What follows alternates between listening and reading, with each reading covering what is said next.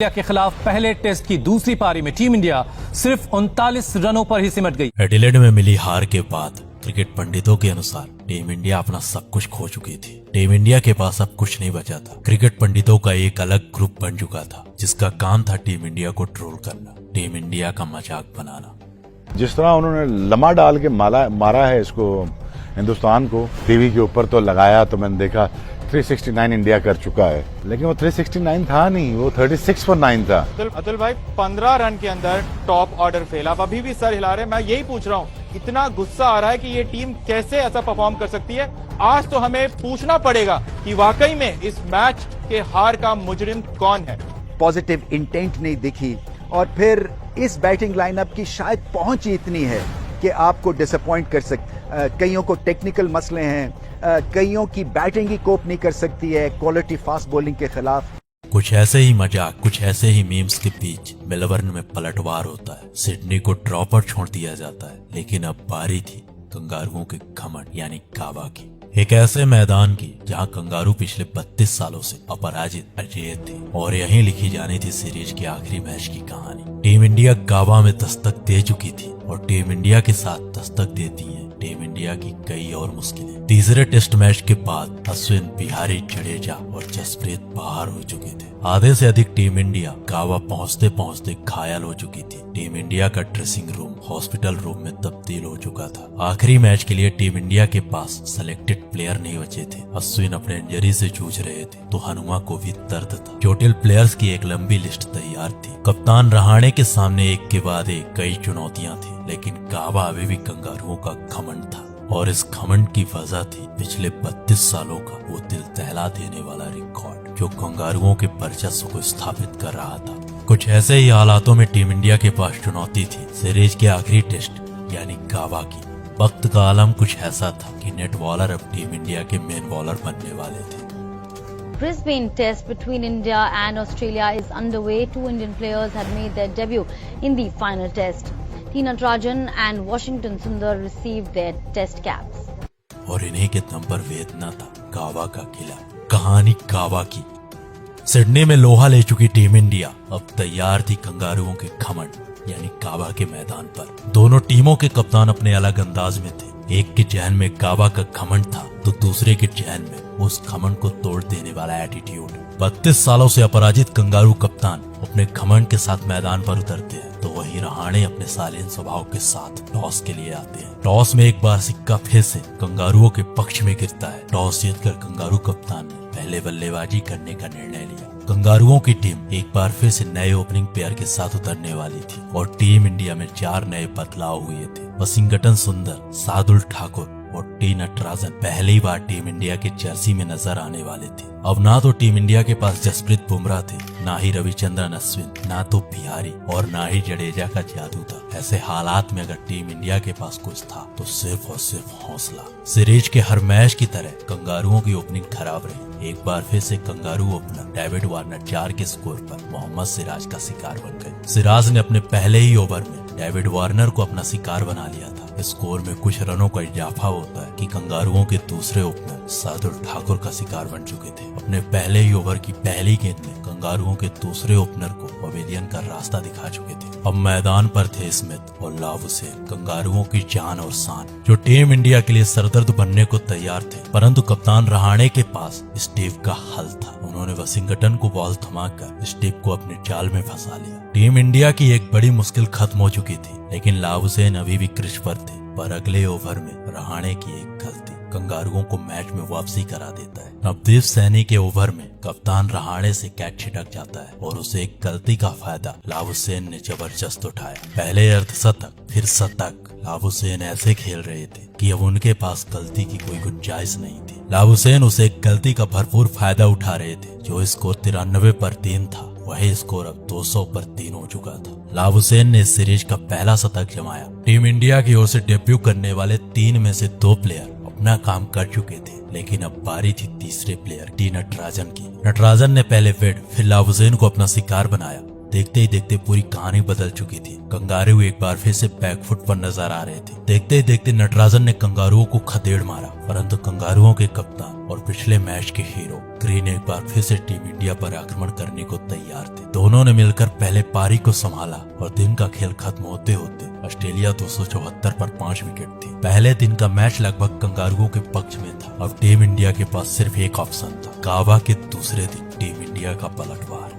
Match का दूसरे दिन का खेल शुरू होता है। कंगारू अपने तेज शुरुआत के साथ 300 के पार पहुंच चुके थे। कप्तान पिन का शतक लग चुका था। धीरे धीरे कंगारुओं की टीम एक बार फिर से मजबूत स्थिति में पहुंच चुकी थी, लेकिन एक बार फिर से शार्दुल और वशिंगटन ने कंगारुओं को समेटने का काम किया। शार्दुल ने पहले पिन का शिकार किया और वशिंगटन ने ग्रीन को चलता किया। कंगारुओं का जो स्कोर 300 में 5 था, वही स्कोर 317 में 8 हो चुका था। अंत में शानदार फिनिशिंग के बदौलत कंगारुओं की टीम 371 में ऑल आउट हो चुकी थी। टीम इंडिया की ओर से डेब्यू कर रहे शार्दुल ठाकुर, वशिंगटन सुंदर, टी नटराजन तीनों ने शानदार परफॉर्मेंस दी और ऑस्ट्रेलिया को एक बड़े स्कोर से पहले रोक लिया। टीम इंडिया के गेंदबाज अपना काम कर चुके थे, लेकिन अब बारी थी भारतीय बल्लेबाजों की। भारत की ओर से पारी की शुरुआत कर रहे थे हिटमैन और शुभमन गिल। कंगारुओं की तरह टीम इंडिया की भी शुरुआत कुछ खास ना रही। टीम इंडिया को पहला झटका मैच 11 के स्कोर पर लग चुका था और 60 का स्कोर पहुंचते पहुंचते रोहित शर्मा भी कंगारुओं का शिकार बन चुके थे। बारिश की वजह से दूसरे दिन का खेल रुक चुका था। अब सबकी निगाहें थी आखिरी टेस्ट के तीसरे दिन पर।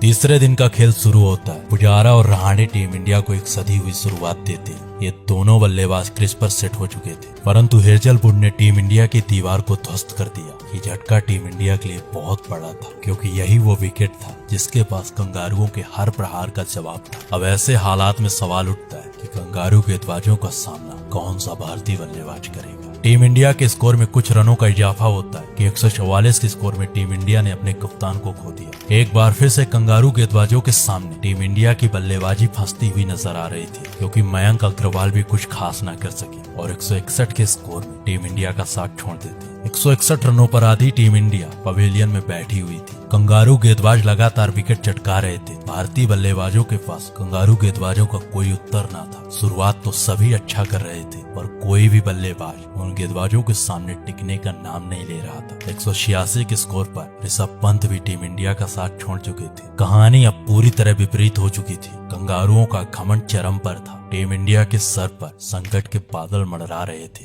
ऐसे हालात में टीम इंडिया के लिए पहली बार बल्लेबाजी कर रहे थे तो ऐसे बल्लेबाज जो सीरीज शुरू होने से पहले टीम इंडिया के साथ भी नहीं थे। टीम इंडिया का टॉप ऑर्डर पूरी तरह बिखर चुका था, परंतु शार्दुल और वशिंगटन मेल का पत्थर बन चुके थे। जो स्कोर 186 पर 6 विकेट था, वही स्कोर 250 पर 6 था। दोनों खिलाड़ियों ने अपने अपने अंदाज में बल्लेबाजी करना प्रारंभ किया तो मैदान पर टीम इंडिया की वापसी साफ साफ दिख रही थी। दोनों युवा बल्लेबाज कंगारुओं के हर आक्रमण का जवाब दे रहे थे। दोनों के बीच 100 रनों की साझेदारी हो चुकी थी और दोनों बल्लेबाजों का अर्धशतक हो चुका था। टीम इंडिया अब कंगारुओं से महज 50 रन पीछे थी। लॉर्ड शार्दुल अपने लॉर्ड अंदाज में खेल रहे थे, लेकिन एक बड़े शॉट के चलते शार्दुल अपना विकेट खो चुके थे। परंतु वशिंगटन का आक्रमण अभी भी जारी था। तीसरे दिन का खेल खत्म होते होते कंगारुओं के पास महज 54 रनों की बढ़त थी और पूरी टीम इंडिया 336 रनों पर ऑल आउट हो चुकी थी। ये रहा टीम इंडिया का स्कोर कार्ड।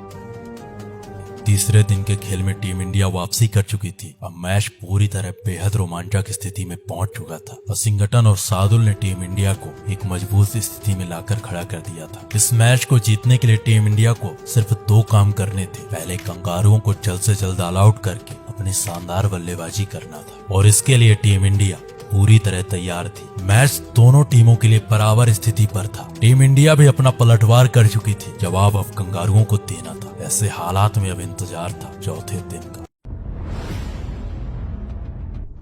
3 दिनों का खेल खत्म हो चुका था। ना तो टीम इंडिया हार मानने को तैयार थी और ना ही कंगारू हारने को तैयार थे। दोनों टीमों के बीच एक जबरदस्त टक्कर हो रही थी। एक ऐसी टक्कर हो रही थी जिसका गवाह संपूर्ण विश्व होने वाला था। गावा का घमंड अपने चरम पर था। ऐसे हालात में कंगारू तैयार थे 32 सालों के घमंड को अजेय रखने के लिए, परंतु टीम इंडिया भी तैयार थी कंगारुओं के प्रतिरोध के लिए। गावा का मैदान युद्ध का मैदान बन चुका था। दोनों टीमें अपने वर्चस्व के लिए लड़ाई लड़ रही थी। मैच के आखिरी 2 दिन बचे थे। क्रिकेट के इतिहास में एक नया अध्याय जुड़ने वाला था, एक ऐसा अध्याय जो कंगारुओं का कलंक बनने वाला था। और इस अध्याय में अहम भूमिका होने वाली थी टीम इंडिया के युवा बल्लेबाज ऋषभ पंत, शुभमन गिल की। कंगारू एक शानदार शुरुआत के बाद एक बड़ी बढ़त की ओर बढ़ रहे थे। वॉशिंगटन और शार्दुल ने कंगारू ओपनर्स को अपना शिकार बनाया। एक अच्छी ओपनिंग के बाद कंगारू ओपनर्स आउट हो चुके थे। ऐसे में अब बारी तलाब हुसैन और स्टीव स्मिथ की। कंगारू अपने शानदार बल्लेबाजी से टीम इंडिया पर आक्रमण कर रहे थे और इस आक्रमण का जवाब देने के लिए टीम इंडिया से तैयार थी सिराज नाम की आंधी, एक ऐसी आंधी जिसने 5 कंगारुओं को अपना शिकार बना लिया और एक तरफा हो रहे मैच को टीम इंडिया की ओर मोड़ दिया। एक अच्छी शुरुआत के बाद सिराज ने एक के बाद एक 5 कंगारुओं का शिकार किया और बाकी बचा हुआ काम शार्दुल ठाकुर कर रहे थे। टीम इंडिया के सामने अब 329 रनों की बढ़त थी और वक्त था महज एक दिन का। ये चुनौती आसान नहीं होने वाली थी। एक तो गावा का मैदान, दूसरा टेस्ट क्रिकेट का 5वां दिन। ये खेल आसान नहीं होने वाला था। कंगारू मर मिटने को तैयार थे। उन्हें किसी भी हालात में पराजय स्वीकार नहीं थी। उन्हें हर हालात में जीत चाहिए थी और उसके लिए मदद करने वाली थी गावा की पिच।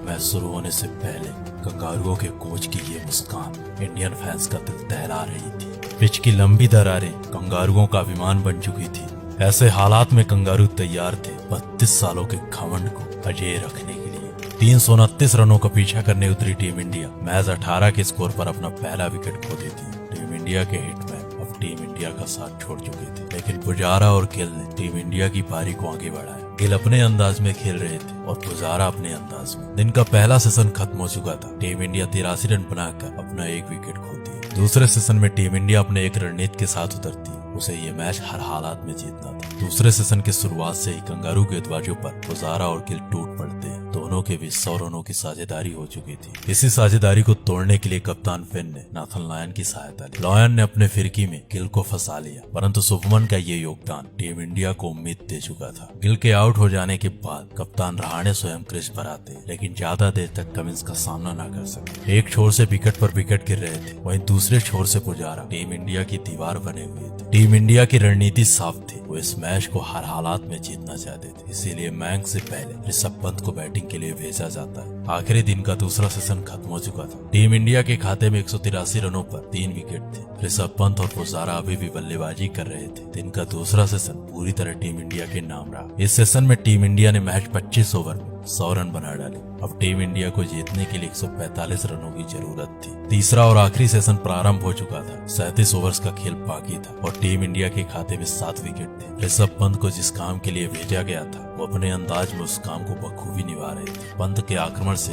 कंगारू गेंदबाज बेबस नजर आ रहे थे। टीम इंडिया का स्कोर 228 रन हो चुका था। अब जीत के लिए जरूरत थी महज 100 रनों की। ऋषभ के आक्रमण से कंगारुओं के होश उड़ चुके थे। पुजारा का डिफेंस टीम इंडिया के काम आ रहा था, लेकिन पैट कमिंस ने एक बार फिर से पुजारा को अपना शिकार बनाया। पैट के इस आक्रमण से टीम इंडिया में खलबली मच चुकी थी, लेकिन पंत कंगारुओं को कहां बख्शने वाले थे। वो अपने उसी अंदाज में कंगारुओं के खिलाफ आक्रमण कर रहे थे जिस अंदाज के लिए पंत जाने जाते हैं। पंत की 50 आ चुकी थी। अब टीम इंडिया को जीतने के लिए 16 ओवर में 74 रनों की जरूरत थी, लेकिन ये मैच आसानी से खत्म नहीं होने वाला था, क्योंकि ये मैच था उस मैदान में जहां कंगारू पिछले 32 सालों से अपराजित थे। पुजारा के बाद मयंक भी टीम इंडिया का ज्यादा देर तक साथ न दे सके, लेकिन वॉशिंगटन और पंत ने एक बार फिर से टीम इंडिया की उम्मीदों को जिंदा रखा। जब टीम इंडिया को 10 रनों की जरूरत थी, तब वॉशिंगटन कंगारू गेंदबाजों का शिकार बन चुके थे, लेकिन वॉशिंगटन की शानदार पारी ने पूरे मैच को खत्म कर दिया था। टीम इंडिया का स्कोर 325 पर 7 विकेट हो चुका था और मेन स्ट्राइक पर थे ऋषभ पंत। अब सबकी निगाहें ऋषभ पंत पर थी और पंत के शॉट के बाद कंगारुओं का वो घमंड टूट जाता है वो रिकॉर्ड जो पिछले 32 सालों से अपराजित अजय होने का था। टूटा है गाबा का घमंड। जीत गई है मुकाबला भारत और 2-1 से श्रृंखला भी जीत ली है। बॉर्डर गावस्कर ट्रॉफी जाएगी गावस्कर के देश। ले जाएंगे ये ट्रॉफी इंडिया वाले ले जाएंगे और रह जाएंगे ऑस्ट्रेलिया वाले देखते रह जाएंगे। Never ever underestimate the Indians. I mean, भारतीय क्रिकेट टीम ने ऑस्ट्रेलिया में अजिंक्य रहाणे की कप्तानी में आज इतिहास रचा।